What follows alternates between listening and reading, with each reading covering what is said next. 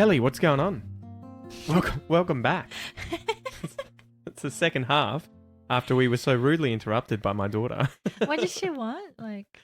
She woke up in the middle of the night, I think, or it wasn't the middle of the night, but she woke up and was like, what are these voices? Where's my mum? So we were talking about, I think, the things no one warned us about, right? Like the mortgage that we have to pay each month and how full on that is. And kids. G'day, guys. Welcome to the Aussie English podcast. Grab a cuppa, get comfy, and let's have a yarn.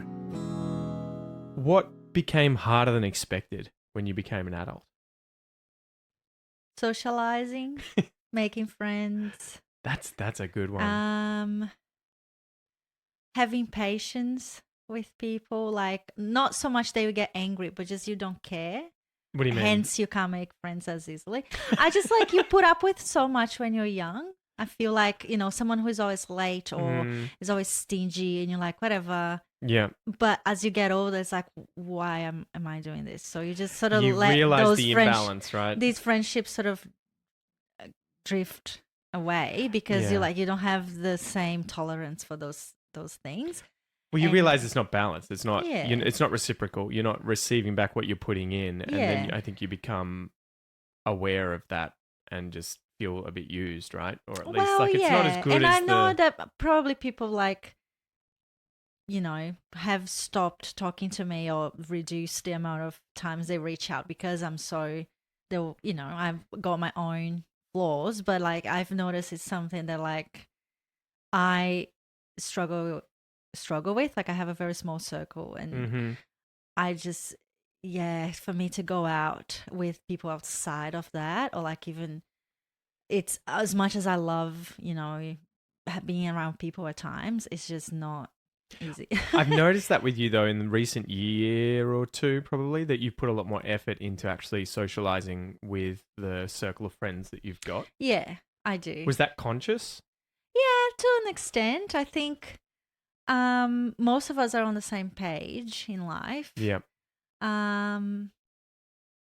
It feels like at times with certain friendship groups, I'm the sort of glue, and I don't mind having that role. I like organizing, outings and things, but also I do need to go out. It's sort of part of my mental health management sort of thing. I need time outside. I like going out for dinner. I like doing all those things, and I do plan and organize ahead to have that time with people. But I guess if one of us sort of starts to let go a bit, it's so easy to be overwhelmed and busy with your own life and things. I feel I don't know, for you have more of that I can't be bothered.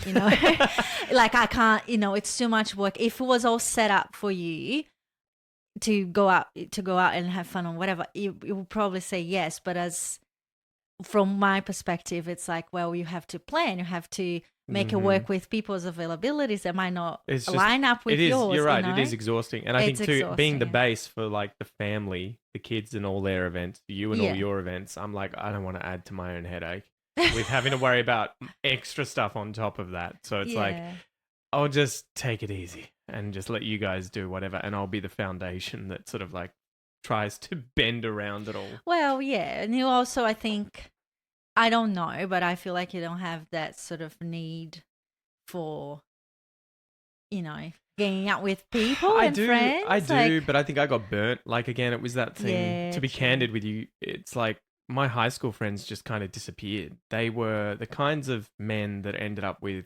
pretty controlling wives and controlling women, without mentioning specific names, where the women kind of, I think you, the women were the ones who were socializing and sort of controlling everything.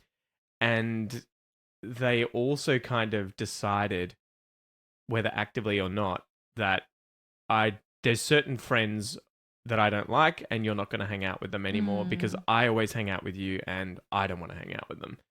So there are a couple of my friends that are like that, where I think I've noticed that because my personality doesn't gel very well with their wives, and they're always with their wives, that their wives are just like, yeah, we're not hanging out. That's with him what anymore. I don't get. Like, I know, don't neither know. do I. Neither do I. I don't. I said this to you because I've complained about this before, where I'm like, you could have the worst friends imaginable, and as long as they're not getting harming you, your children, saying getting you to do drugs or to do horrible things that are going to damage your life or your relationships, I'm like, if I don't like them, it's none of my business. These are your friends.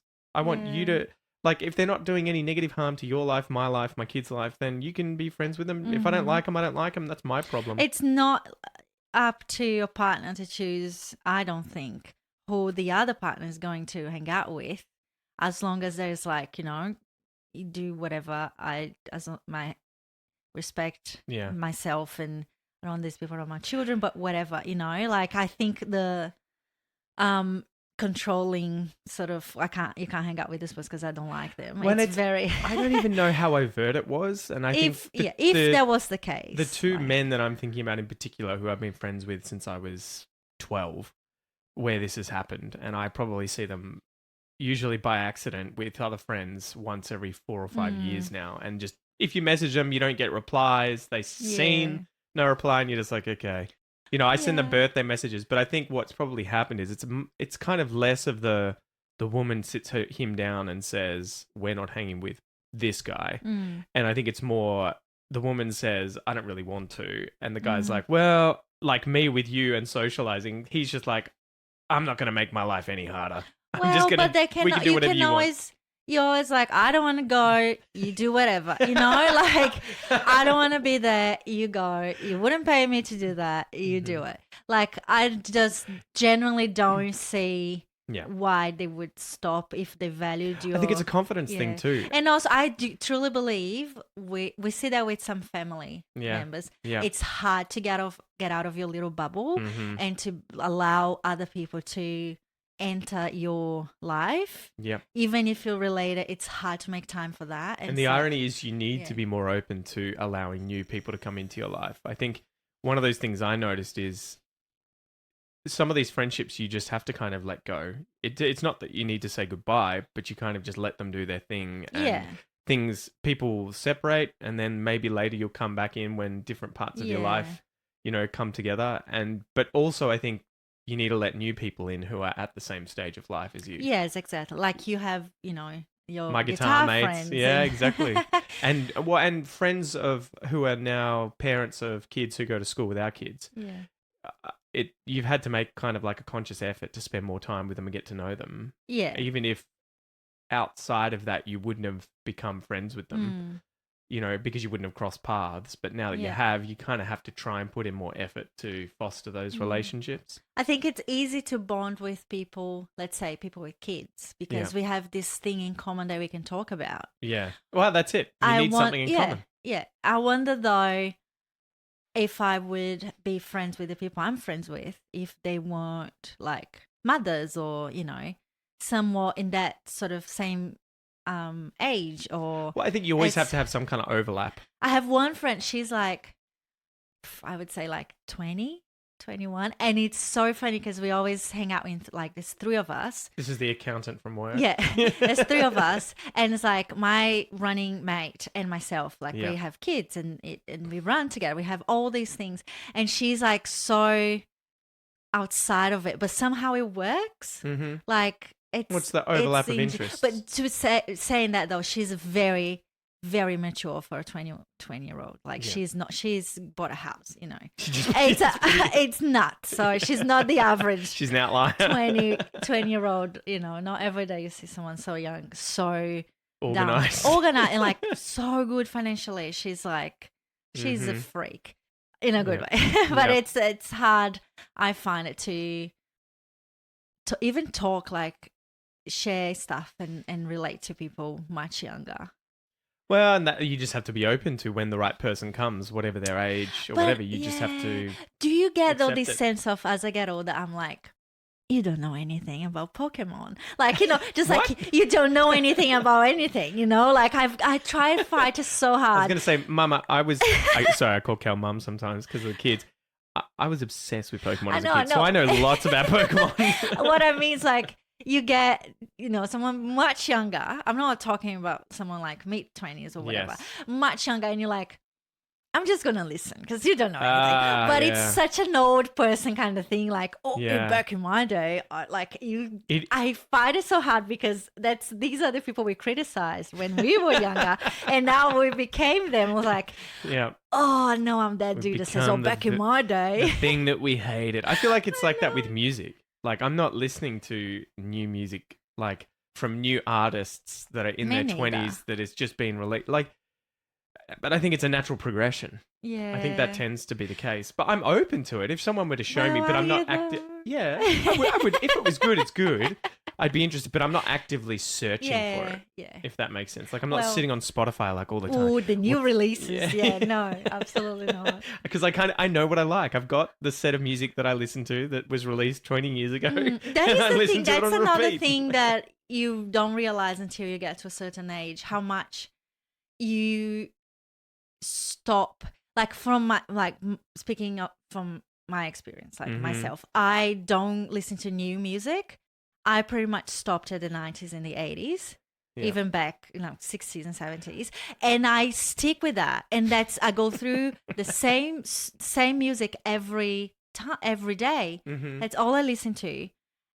And it feels like I've stopped there in time. Like I'm still there. Why do you think that is? I'm still that person, I'm still that 20-something, sort of early 20s. Do you think it's nostalgia as well? Yeah. And you sort of I think it gives me this feeling of, I remember what it was like, it gives it this like youth sort of, these were the days kind of thing. Yeah. I don't know. But I don't go out listening to new music. It's very rare for me to be like, this new person's like, most of the time working in a music school, like I have no idea what these kids are talking about.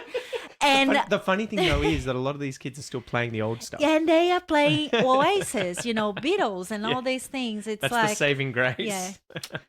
Yeah. It is funny. I don't know. I feel like those formative years when you're a teenager are where you sort of determine what you like in terms of music, movies, food, all those tastes. You're exploring everything at that age, and then you sort of fixate on the things that you like, and then I don't think it really changes. Like, I don't think you're going to be a metalhead when you're 15, and then when you get to 30, all of a sudden you're into Yeah, it's like just completely change. You might like it a little bit, but you're not going to.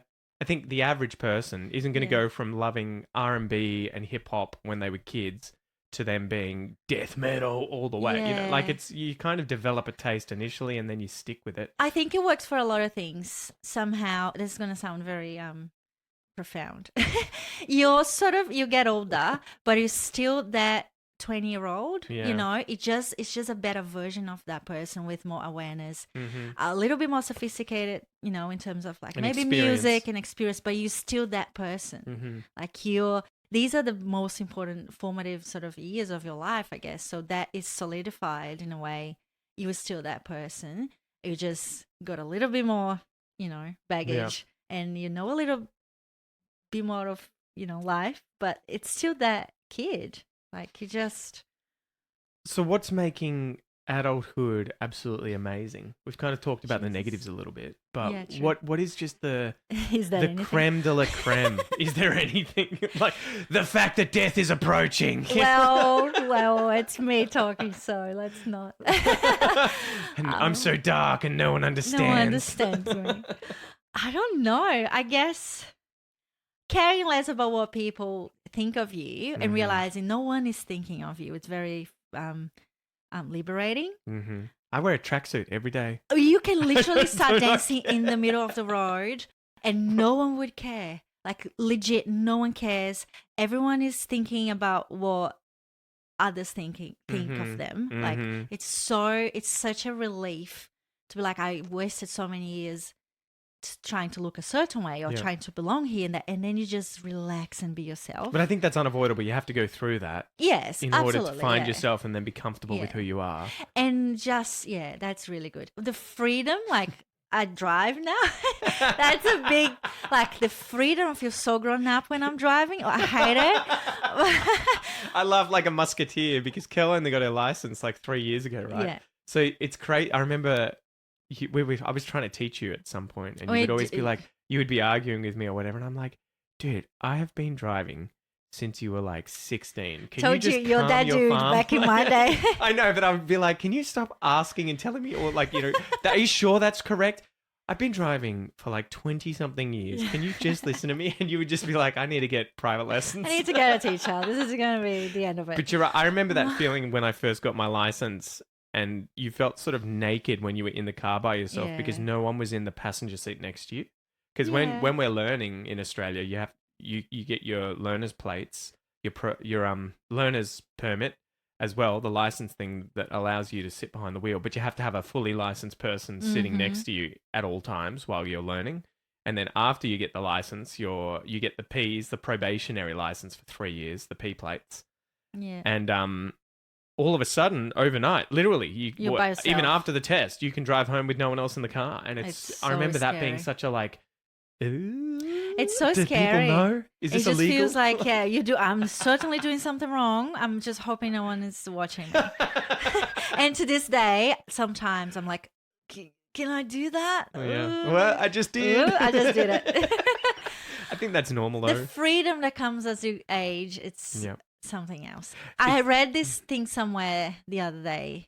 It was like, as you get older, you realize you become who you've always meant to be. Mm-hmm. You know, like you're just so comfortable. Not for everyone, obviously, but like usually you get much more comfortable being who you are. Mm-hmm. You don't care much. See, this is about why other I fart in people. front of you, Kel. Oh, Jesus. I'm just.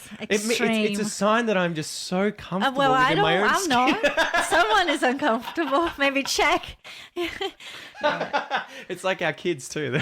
They're always burping, and Kel just Oh, they loses it. don't She's care. always so angry. It's so rude. It's so Oh, rude. mama, it's just kids being It's kids. rude. It's just dada I being know. a kid. Yeah.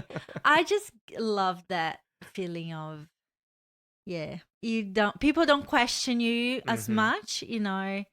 Or what do you know? Like now you're the grown up. Now people come to you for advice, and it's The weird thing though is quite often people will ask you things and you tell them, and then I feel like bending over and being like, but I don't fucking know anything. Like tell the kids, like, I mean, I'm old, but I'm doing it just like you. well, that's the thing that is hard to explain. You don't know anything, but you do. It's much more of, if I could give any advice to someone much, much younger, Mm-hmm. it would be like, it'll sort itself out, all these worries and concerns you have now, it'll be just fine. Because there's nothing else, Mm-hmm. You really just learn a little bit here and there. You have some different insecurities. You still have them. You have different fears, especially if you have kids. But it's not like you're walking around, I know it all.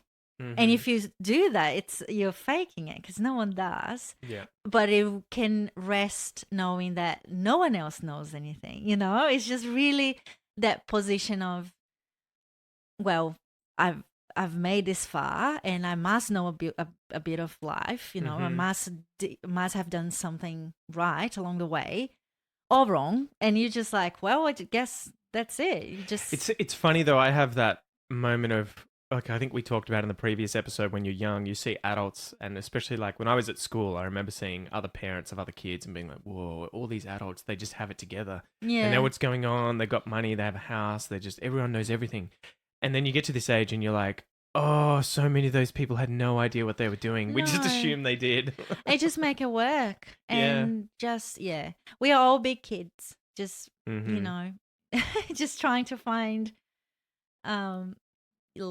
figure out life, I guess. But in different ways, we still have struggles and insecurities. It's just different. It's just What's something you learnt the hard way? um I guess it would be something, as you got older, you realized, oh, this is what you got to do. there is no one coming to rescue me. Like there is Hey, no hey. no. There is no. Wow, that fills there me is with not confidence. there is not like a big event happening that would change my life. Like life is pretty. Yeah, okay.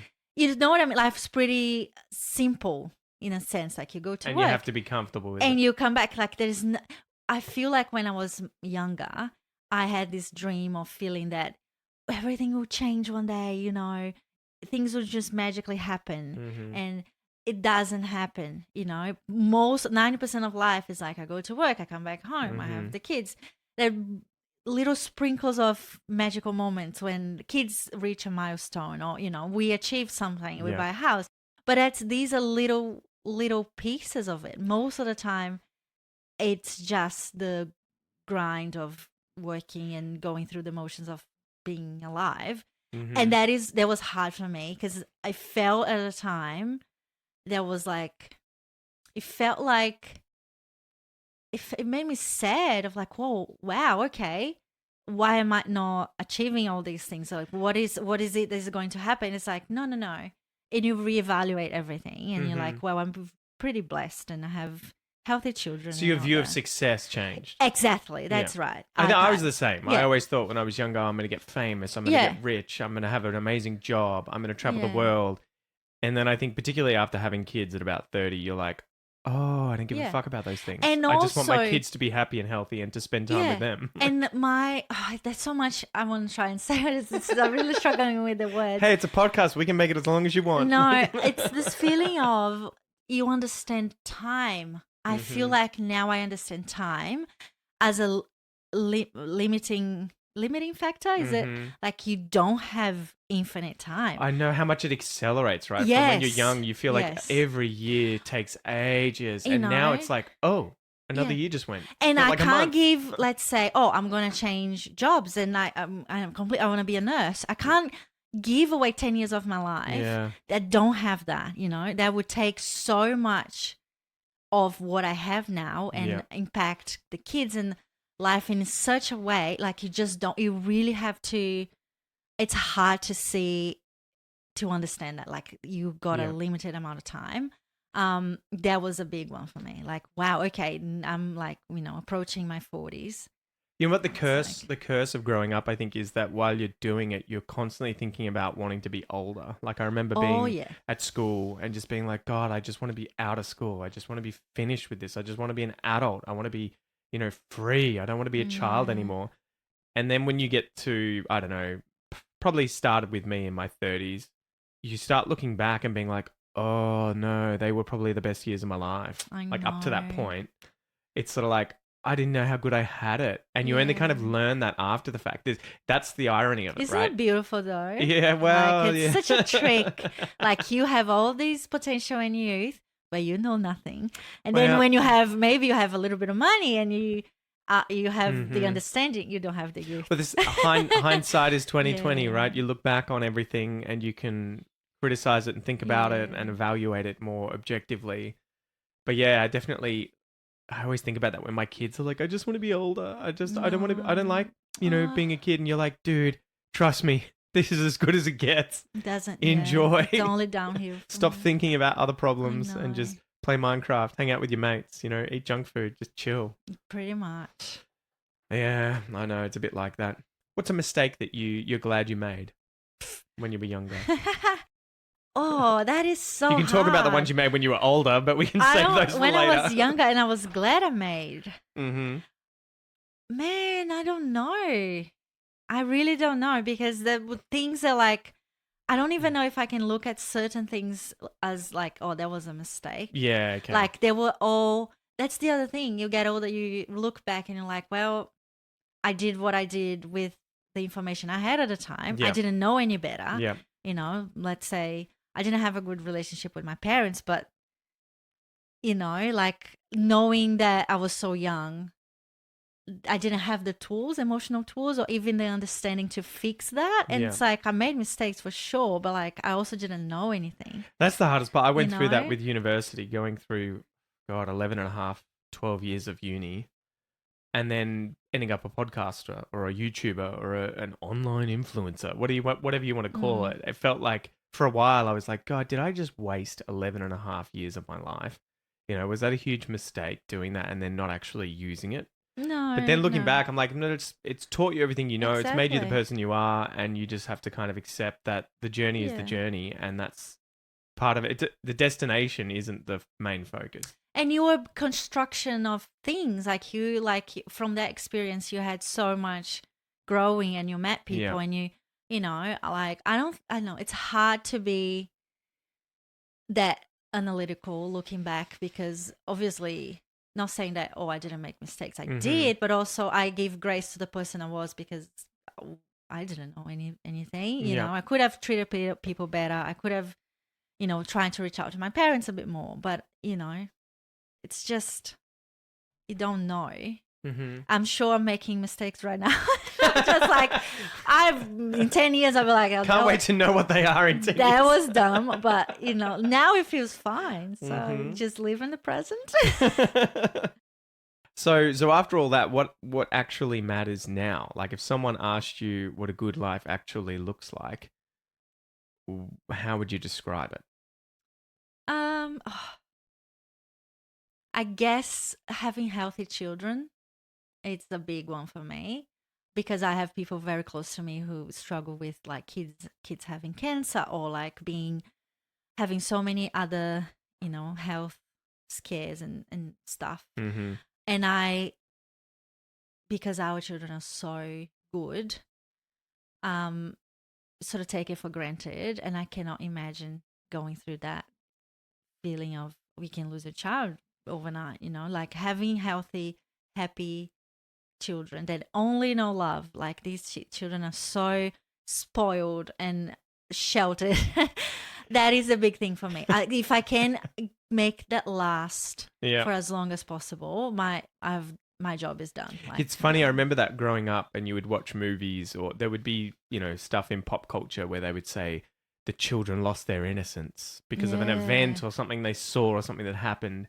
And at the time, you're sort of like, what the hell are they talking about? Yeah. And now I'm like, oh, I totally get it. You just want your kids to not be thinking about adult problems, adult fears. You just want them to be able to enjoy any little things. Like sometimes I'll be watching a video with Noah, who is he's very sensitive child, and it was a cartoon thing, but then this character stepped on a little stick or something, had his foot, and he flinches. Like even that is like, this child is so sensitive and blessed and innocent. That like that is scary to him. Yeah, I don't want any other big, you know, issues and fears and horrible things to reach him for as long as possible. Like I just want to make sure they leave that beautiful innocence that lasts for as long as we can. And there is only so much we can do. You know, they're at school now, and I'm sure they'll come across the wrong things.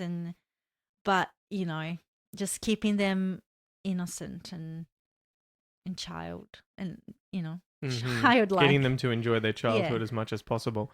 What do you think genuinely makes a good week now? How do you have a genuinely good week? What does it look like for you? Well, if I don't not like stressing about making sure that I'm not late to the gym or to work and organizing, like it's a lot, like first world problems with one car. Yes, that's very, very, very particular to us. Like I'm not saying, you know, it's not a big philosophical thing. For me. A good week's like I made all my appointments. The struggle of who takes a car, whatever, is not too much. Like we've got it sorted when it happens, and I'm like relaxed. Yeah, that's a good week when things go smoothly. Kids are fine, which never really happens. Like we reach Wednesday, it's like shit show. But anyway, it's just intense. When things go smoothly, like we don't have big changes, and we make things work with the limitations we have. That's a good week. I don't know. No, I agree. Going to the gym and doing my thing. I think it's having that good balance, right, of work time, you time, family time. Yeah. And if you can make that work, and in each situation it's enjoyable and you're not overly stressed.